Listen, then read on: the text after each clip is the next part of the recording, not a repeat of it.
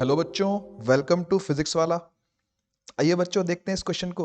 ये कह रहा है कि from the figure the correct relation is, इन चारों में से करेक्ट कौन सा होगा, है ना। इस फिगर को देखते हुए पता करते हैं।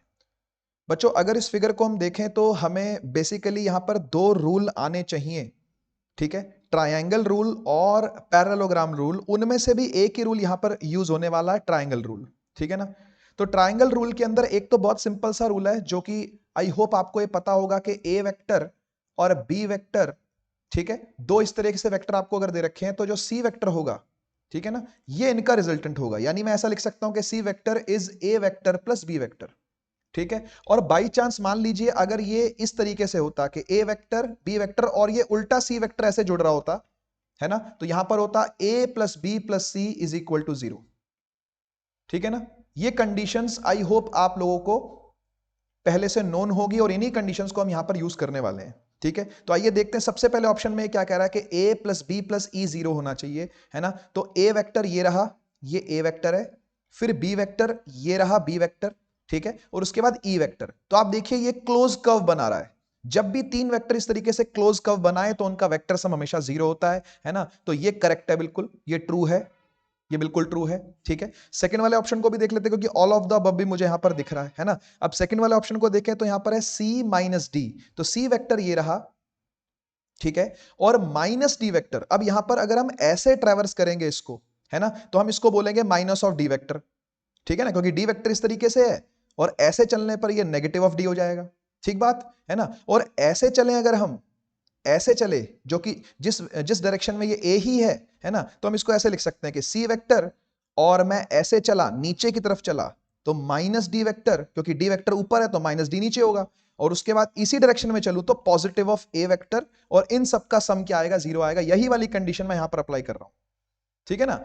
तो सी डी माइनस डी और पॉजिटिव ए, ये तीनों क्लोज कर्व बना रहे हैं तो अपने आप क्या हो जाने चाहिए, 0 हो जाने चाहिए, ठीक है ना। और इसको अगर मैं यहां लेकर क्या होते हो जाएगा C minus D is equal to minus of A, तो भाई ये भी ट्रू है। तो ए ऑप्शन भी ट्रू है, बी ऑप्शन भी ट्रू है। अब थर्ड ऑप्शन को देखते हैं। देखिए थर्ड ऑप्शन के अंदर बच्चों क्या हो रहा है कि एक तो जो फर्स्ट वाला हमारा ऑप्शन था यानी ए प्लस बी प्लस ई, है ना, ये बराबर था 0 के, ठीक है। यहां से b प्लस ई अगर मैं देखूं, b प्लस ई अगर मैं देखूं फर्स्ट वाले ऑप्शन से, तो ये नेगेटिव ऑफ ए आ रहा है, ठीक बात है ना। और आप चेक करो जरा, आप जरा चेक करो कि b plus E negative of A आ रहा है और c माइनस डी भी नेगेटिव ऑफ ए आ रहा है। यानी मैं आर एच एस सेम होने के चलते मैं एल एच एस और एल एच एस को इक्वेट कर सकता हूं, है ना। आर एच एस यहां भी नेगेटिव ऑफ ए वेक्टर है और यहां भी R H S negative of A vector है, तो मैं एल एच एस को भी क्या कर सकता हूं, इक्वेट कर सकता हूं।